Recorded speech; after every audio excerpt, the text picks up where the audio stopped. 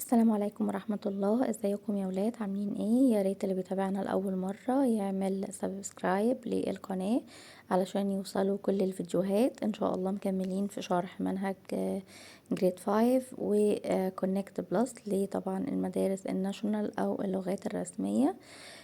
ندخل في الموضوع على طول. النهاردة ليسون 3 و 4 بيتكلموا على حاجة احنا برضو اخدناها في الساينس او قريب منها في الساينس السنة اللي فاتت. ايرين فورست ايكو سيستم وستوري عن ان ذا مانجروف تري. هنشوف القصة والكلمات الجديدة. معلش ممكن تلاقوا الكلمات في بعضها تقيل شوية، بس نكررها 3 مرات لان نفسنا حفظناها بالكتابة. نكررها يعني لو حفظناها خلاص تمام، لو ما حفظناش يبقى هنكررها تاني لحد ما نحفظها. وايلد لايف، الحياة البرية. فوتوغرافر، المصور.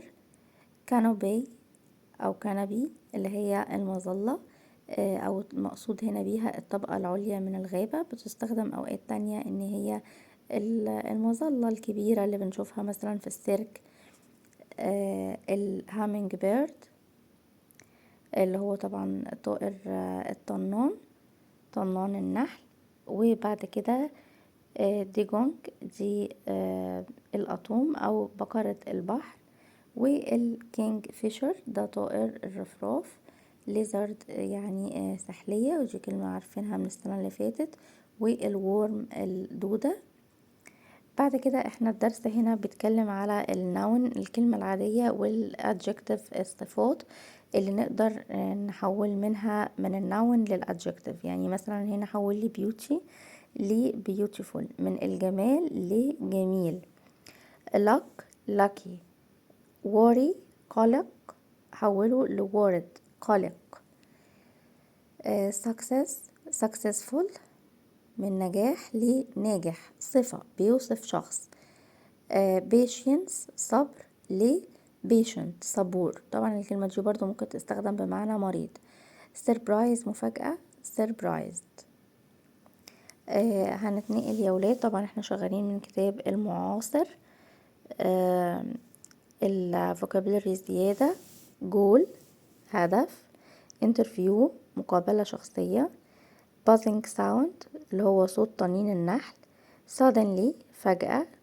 بولن حبوب اللقاح. نيوز أخبار. exhibition يعني عرض أو معرض. custard apple اللي هي فاكهة القشطة الهندية. confused يعني مرتبك أو متحير. mystery غامض. together معا. mistake خطأ. بعد كده معانا الفيربس اللي هتجيلنا في الليسونز دي.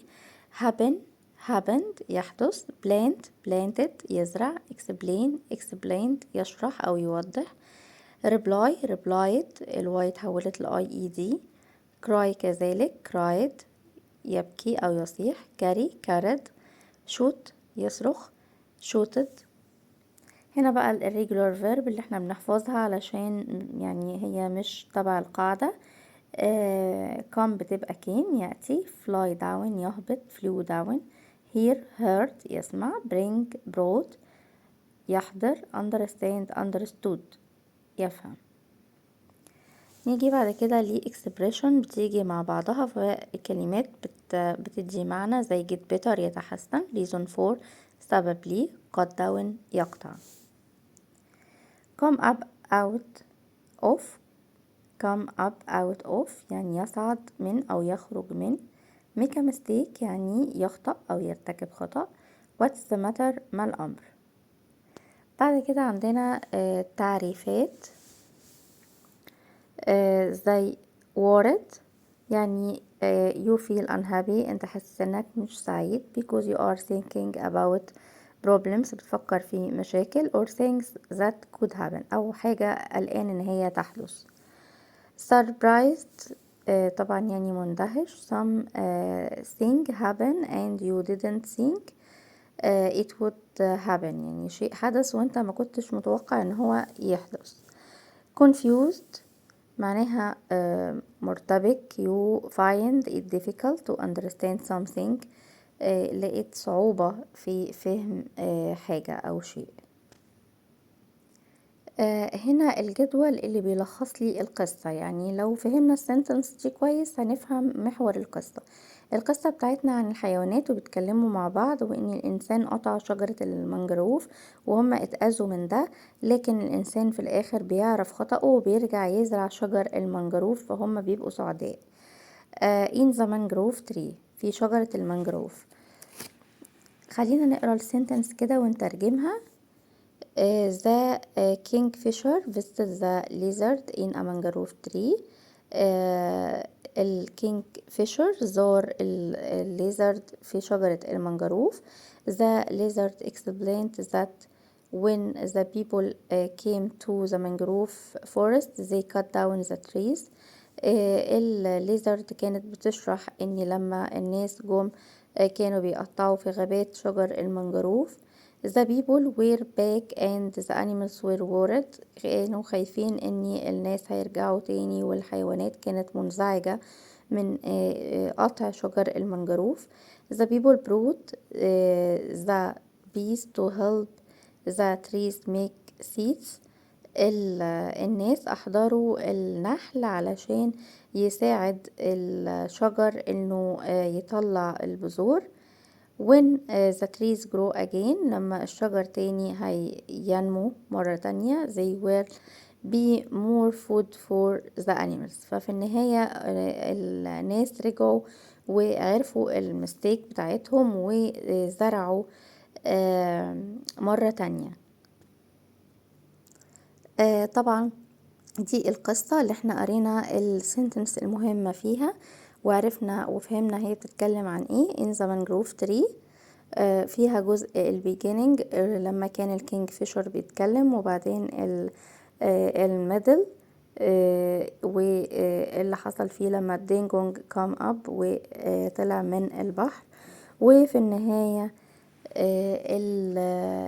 النحلة وهي بتطمنهم، والإنسان هيعرف خطأه ويرجع يزرع تاني شجر المانجروف. وقولولي برضو لو عايزيني أشرحها لكم بالتفصيل أو مش فاهمين فيها حاجة نعمل عنها حلقة لوحدها.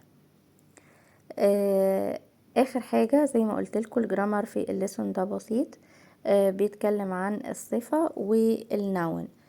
زي ما وريتكم واحنا بنتكلم beauty بقت beautiful، luck بقت lucky، patience بقت patient، successful جاية من success. وبيورينا هنا example مثلا للشرح the Amazon rainforest is beautiful، غابات الأمازون جميلة، بتكون جميلة. she showed us the beauty of the Amazon rainforest. هنا بقى بيقول ان هي ورتنا الجمال بتاع غابات الأمازون. فالفرق واضح في المعنى يا ولاد. وطبعا دايما بقول لكم افهموا ما تحفظوش، افهموا وانتوا ان شاء الله تعرفوا تحلوا. بكده نكون خلصنا lesson 3 and 4، وان شاء الله نكمل مع بعض اليونت.